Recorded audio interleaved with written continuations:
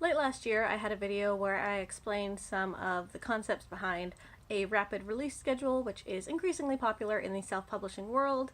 I am just coming out the other side of having published 6 different books so far in 2019, and I've got to say, it did not go as well as I'd hoped, which has been tough.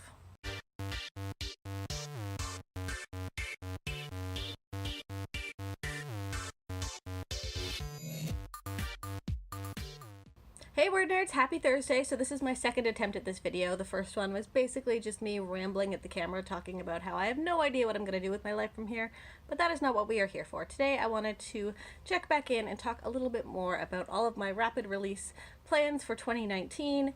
As some of you may or may not remember, I basically set out at the beginning of this year planning to publish a bunch of books that I'd been working on for most of the second half of 2018, publishing them in quick succession in hopes of getting up some momentum and being able to be a bit more stable in my income and publishing goals and all of that. And it did not go as well as I would have hoped. But I do feel like it is only fair to talk about both the ups and the downs when it comes to self-publishing. I do try to shout from the rooftops how much I love this industry, and I'm trying to get more self-publishing content on this channel, but it's important to talk about when things don't go as well as you'd hoped as well, or when you need to kind of scale back all of your big plans because things just aren't panning out the way you'd hoped, and sometimes that's just the reality. So I have published 6 books so far in 2019, which yes is insane and super intense, and it was a lot of work, but it also felt really, really good, and I am super proud of myself for seeing it all the way through. I've sold about 870 copies of my book so far and have had about 164,000 page reads, which I know probably sounds like a lot until you factor in the fact that most of those book sales were for 99-cent books, so I'm only making about 35 cents per copy sold, and then each page read only breaks down to about 0.0042 cents per page read, so it's not a ton of money, especially when you consider everything I have put into this in terms of advertising and marketing, hoping I would be able to get my books into the hands of more readers and hopefully see a bit more smooth sailing from here. I did have a big spike back in 2017 when I did something similar, and things were going really, really well until I had to move short notice and things got very stressful. So I was trying to recreate some of that success, and it didn't go the way I wanted it to. Not to say it was a giant failure or anything. I did sell books.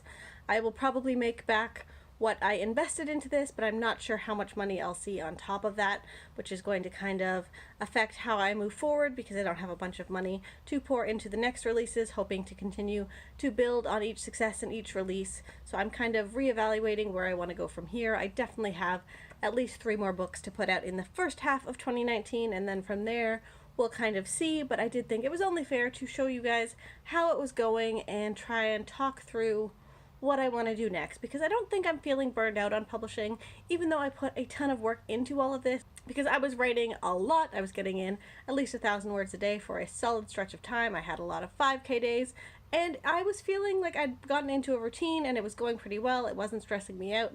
I do feel like I could keep going on the writing front, but the publishing front is a little more iffy.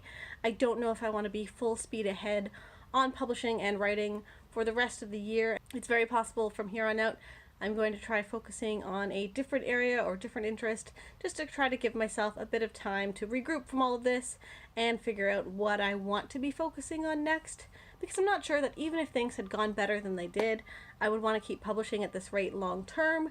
It's a lot of fun and I really like it, and I still have so many stories I want to write and so many covers I've already bought that need stories, so I'm definitely going to keep going, but I don't know how much I want to make this my full-time job.